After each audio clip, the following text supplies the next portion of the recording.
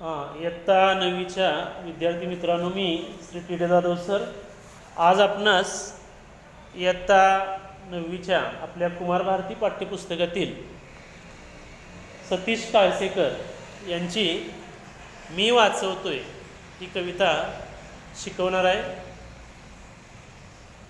विद्यार्थी मित्रांनो, सतीश काळसेकर यांचा जन्म 1943 सालचा आहे आणि हे प्रसिद्ध कवी आहेत. इंद्रिय उपनिषद, साक्षात, विलंबित हे त्यांनी काव्यसंग्रह लिहिलेले आहेत. तर कविता लेनिनसाठी या लेनिनवरच्या जगभरातील जेवढ्या कविता आहेत या कवितांचं जे अनुवाद आहे या अनुवादांचं संग्रह जो आहे त्याचं संपादन त्यांनी केलेलं आहे. तात्पर्य, मागोवा, लोकवाङ्मय या नियतकालिकांच्या संपादनामध्ये त्यांचा सहभाग आहे. मी वाचवतोय हा शब्द आपल्या कानावर पडला तरी आपल्याला त्यातून अर्थ लक्षात येतो की काहीतरी वाचवायचं आहे, काहीतरी वाचवायचं आहे. मग कवींच्या दृष्टिकोनातून काय वाचवायचं आहे तर हल्ली हा समाज जो आहे हा समाज वेगानं बदलत चाललेला आहे. समाज जीवन वेगानं बदलत चाललेलं आहे आणि या समाजाचं वास्तव चित्र, खरं चित्र या कवितेतून कवी सतीश काळसेकर यांनी व्यक्त केलेलं आहे.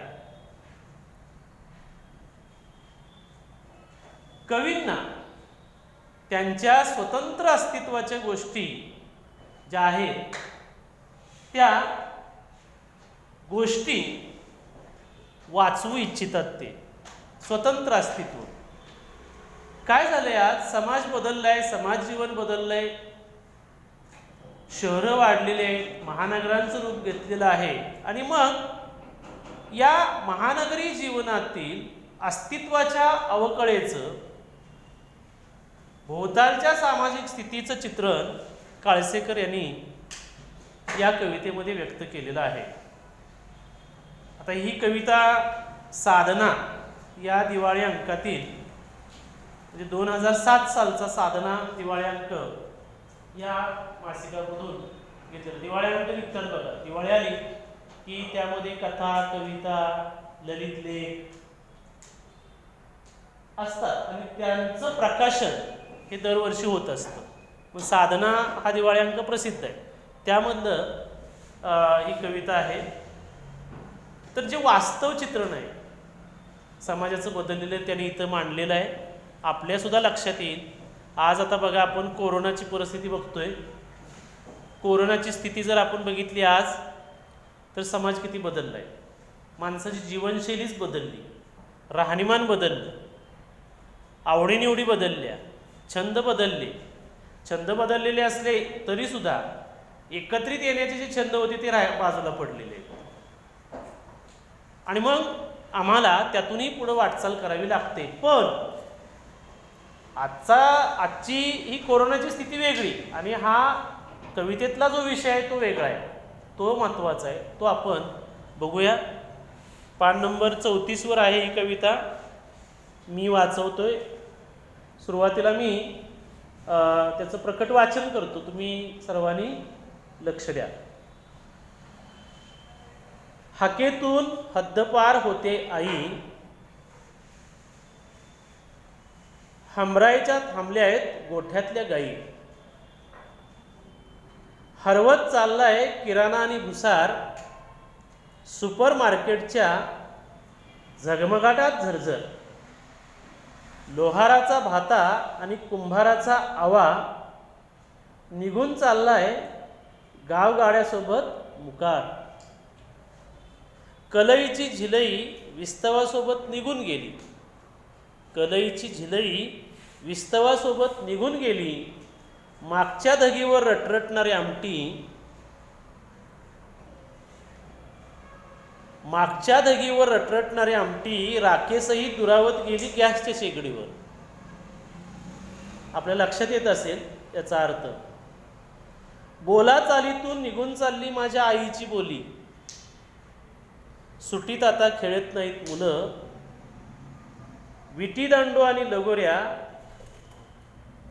थांबून गेलाय त्यांचा दंगा, आट्यापाट्या आणि पिंगा, परकऱ्या मुली खेळत नाहीत आता आधीचे मातीतले खेळ. पोरं आता दंग असतात दूरदर्शनच्या चॅनेलवर बघत क्रिकेटची मॅच आणि उलगडत क्राईम थ्रिलर. लिहिते हात आता राहिले नाहीत लिहिते, शब्द बापुडे केवळ वारा तसे विरून जात आहेत. मी वाचवतोय माझी कविता आणि माझी आई आणि माझी बोली आणि माझी भूमी कवितेसोबत. या कवितेमधून कवी सतीश काळसेकर यांनी बदलत जाणाऱ्या समाजाचं चित्र इथं मांडलेलं आहे. सुरुवातीलाच ते म्हणतात, हाकेतून हद्दपार होते आई आणि हमरायच्या थांबल्यात गोठ्यातल्या गाई. आज चित्र काय दिसतंय? समाज बदलतोय, राहणीमान बदलतंय. आज आपल्या मराठी मातृभाषेवर इंग्रजी भाषेचा इतका प्रभाव वाढलेला आहे की आज इंग्रजी माध्यमाच्या शाळा खूप वाढलेल्या आहेत. मायबोलीतून शिक्षण घ्यायला मुलं मायबोलीतून शिक्षण घेत असताना थोडासा कमीपणा मानतात. जरा थोडीशी परिस्थिती सुधारली की मग घरचे आपल्या मुलांना कॉन्व्हेंटला घालतात, इंग्रजी माध्यमांच्या शाळेत घालतात आणि मग त्याचा नकळत थोडासा परिणाम असेल म्हणा, किंवा हल्लीच्या बदलत्या समाज जीवनामध्ये आज आईला आई म्हणून हाक मारणं प्रत्येक घरामध्ये ही हाक ऐकू येत नाही. तर आपल्याला माहित आहे की आईला आता आपण काय म्हणतो, तर आईला आपण मम्मी म्हणतो, काही ठिकाणी मॉम म्हणतात, लाडानं आणखीन पुढचा काय एखादा शब्द असेल. पण आईमध्ये जी काही एक ताकद आहे, जिव्हाळ्याची ताकद आहे, मायेची ताकद आहे, आत्मीयतेची ताकद आहे, मुलाचं आणि आईचं नात्याचा जिव्हाळा आहे, तो आई हाक हे आता ऐकू येत नाही. आपल्या मातृभाषेकडं दुर्लक्ष झालेलं कवीला दिसतं लोकांचं समाजामध्ये. अव्वाच्या सव्वा फी घालून भरून लोक इंग्रजी माध्यमांच्या शाळेत मुलांना घालतात. घातलं पाहिजे, नाही असं नाही, परंतु खरोखर त्याची गरज आहे का? इंग्रजी विषय महत्त्वाचा आहेच, परंतु आपल्या मातृभाषेला विसरून चालेल का? मराठीला विसरून चालेल का? आपल्या आईला हाक मारताना आपण मराठीतून आई म्हणून हाक मारणं आणि मॉम म्हणणं यात कितीतरी फरक आहे. म्हणून श्यामची आई चित्रपट होता पूर्वी, परत एक चित्रपट नाटक निघालं होतं, श्यामची मम्मी. आणि त्या ठिकाणी जे इंग्रजी माध्यमाचा जो प्रभाव आहे समाजातला तो लक्षात इथं येतो. म्हणून कवी इथं म्हणतात. आणि मग त्यामुळं हमरायच्या थांबल्यात गोट्यातल्या गाई वाचल्यच राहिलं नाही. आई आणि मूल यांच्यात जे नातं असतं, भावनिक नातं, ते मुक्या प्राण्यांचं सुद्धा असतं.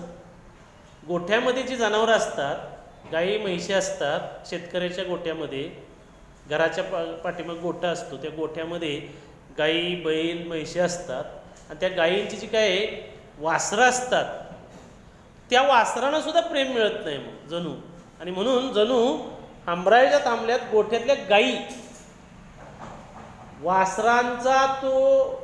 वासरांची माया आपण म्हणतो ना, वासराला बघितल्या गाईचा वात्सल्याची भावना निर्माण होते तिच्या मनामध्ये आणि ती सुद्धा त्याला चाटते बघा त्या वासराला.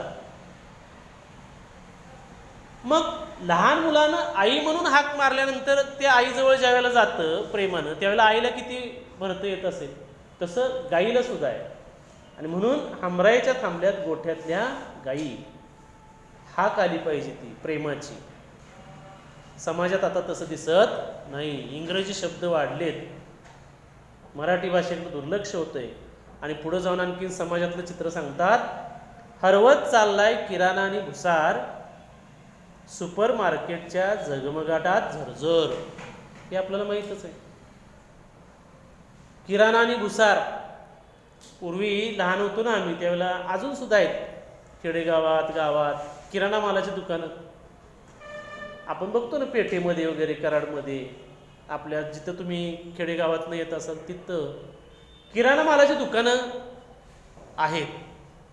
ही किराणा मालाची दुकानं तिथं सगळं मिळायचं पूर्वी. कडधान्य मिळायची. किराणा मालाशिवाय म्हणजे स्वयंपाकाला लागणाऱ्या साहित्याशिवाय जे काही आणखी सर्व काही लागतं ते सगळं मिळायचं. खेडेगावात तर शेतकऱ्यांना गाई म्हैशी असतात, त्यांची सुद्धा पेंड असेल, खुराक असेल, ते सुद्धा मिळायचं. मग असं किराणा मालाचं दुकान सुद्धा हरवत चाललंय, किराणा भुसारा मालाचं, सुपर मार्केटच्या झगमगाटात. आता आपण बघतो कुठली संस्कृती आली, मॉल संस्कृती. आपल्या कराडला पण डीमार्ट मोठा आहे, 2 मजले आहे, मोठाच्या मोठा आहे. किती फिरावं, किती नाही, किती घ्यावं, किती नको, असा आपला प्रश्न पडतो.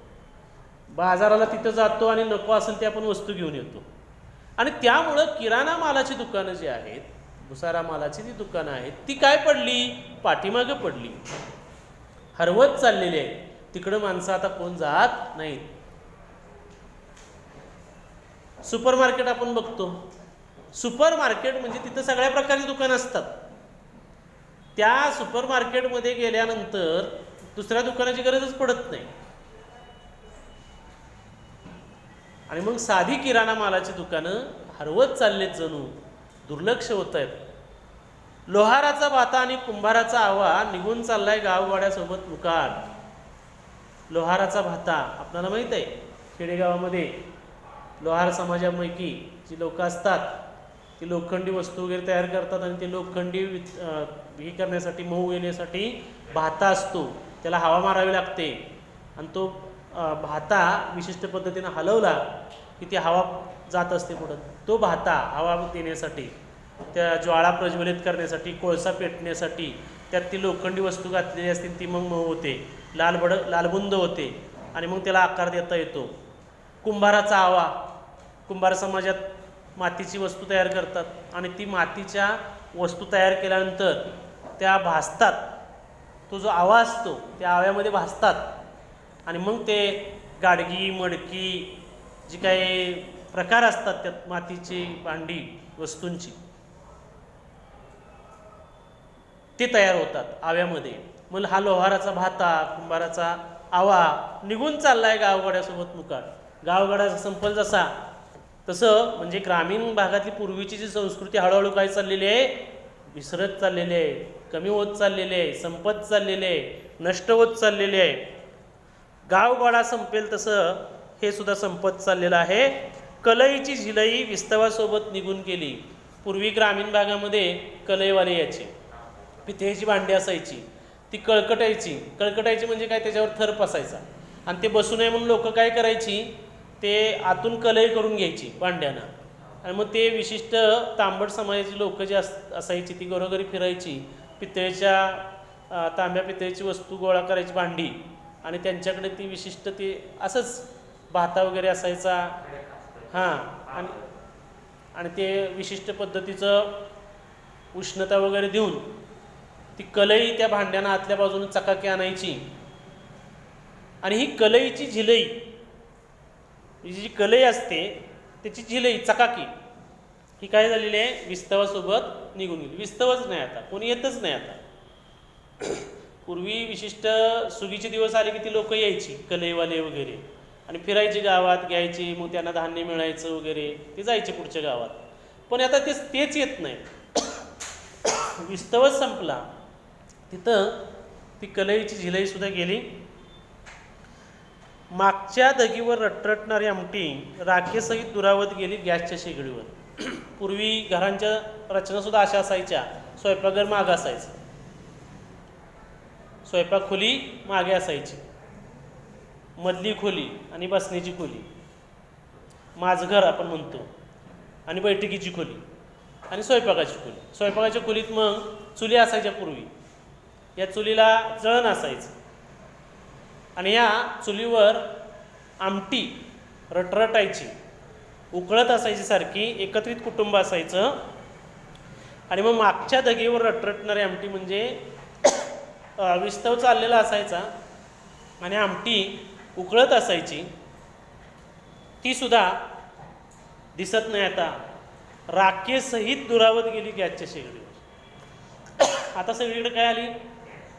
गॅसची शेगडी आली, गोबर गॅस आला, म्हणजे चूल संपल्यात जमा आहे. बोला चालीतून निघून चालली माझ्या आईची बोली, बोला चालीतून निघून चालली माझ्या आईची बोली. बोली मातृभाषा आपली आहेच मराठी, पण बोली भाषा, अस्सल मराठी बोली भाषा आपली वेगळी आहे. सातारचा माणूस कसा ओळखणार? काय लेका तुला कळतं का काय? एवढं समजत नाही वय. असं म्हणलं की ती बरोबर सातारचं आहे असं समजतं. पुण्याचं वेगळीच असते बोली, इकडची नागपूरची बोली वेगळी असते, सोलापूरकडची वेगळी असेल, कोल्हापूरकडची. स्त्रियासुद्धा मी आलो होतो की, स्त्रियासुद्धा म्हणतात मी आलो होतो की, अशी भाषा येते बोली. ती सुद्धा बोलत नाहीत कोण, आता शुद्ध बोलतात सगळे. सुट्टीत आता खेळत नाहीत मुलं विटी दांडू आणि लगोऱ्या. आता सुट्टी लागली, आता सोडून द्या कोरोनाचं, पण मे महिन्याची सुट्टी लागली, दिवाळीची सुट्टी लागली की पूर्वी मुलं भरपूर खेळायची. आता काय झालंय? अशी मुलं खेळत नाहीत. विटी दांडू असेल, लगोरे असतील. विटी दांडू पूर्वी खेळ असा होता कारण दूरदर्शन वगैरे नव्हतं, पुढं उल्लेख आलेलाच आहे, कवींनी केलेलंच आहे. कवींना असं हे म्हणायचं, हे अपेक्षित आहे की मुलं खेळतच नाहीत हल्ली. विटी दांडू जो आहे तो खेळण्यासाठी कितीतरी मुलांची गर्दी व्हायची पूर्वी. आता तशी मुलं दिसत नाहीत. लगोऱ्या खेळतच नाहीत मुलं. चित्रात तुम्हाला दाखवलंय तिथं. थांबून गेलाय त्यांचा दंगा, दंगाच थांबलाय आता. एक मागच्या 10वीला एक कविता होती, त्या कवितेमध्ये सुद्धा असंच वर्णन होतं की मैदान आहेत ना, शहरातली मैदानं ती सुद्धा कमी कमी होत चालली. बाजून आता इमारती वाढलेल्या आहेत, अपार्टमेंट्स होतात, मोकळे हवा येत नाही, मुलं खेळायला येत नाही. आणि मग त्यांचा दंगा सुद्धा आता थांबलेला आहे, मुलांचा खेळायलाच येत नाहीत. ग्रामीण खेळ बुडले. गोट्यांचा खेळ असेल, हे लगोऱ्या वगैरे असतील, सूरपारंब्यांचा खेळ असेल, कुणी खेळत नाही. आट्यापाट्या आणि पिंगा हे सुद्धा खेळ आहेत. आट्यापाट्याचा खेळ, पिंगा कोण खेळतं? मुली खेळतात. आणि मग आट्यापाट्या, पिंगा हे खेळ सगळे थांबलेले आहेत. परकऱ्या मुली खेळत नाहीत आता आधीचे मातीतले खेळ.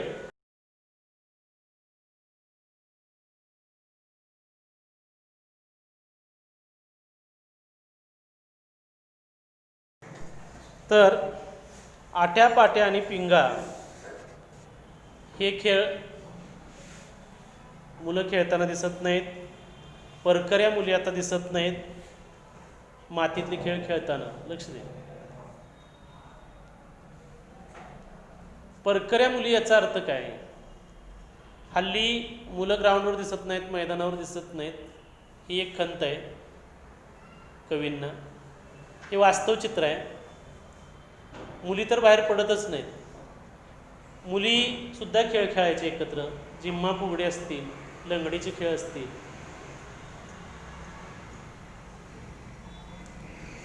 आणि कपडे मुलींचे पूर्वीची आपली जी संस्कृती आहे, परकऱ्या मुली म्हणजे परकर घालून खेळणाऱ्या मुली, पूर्वीचं चित्र होते, हे चित्र आता दिसत नाही.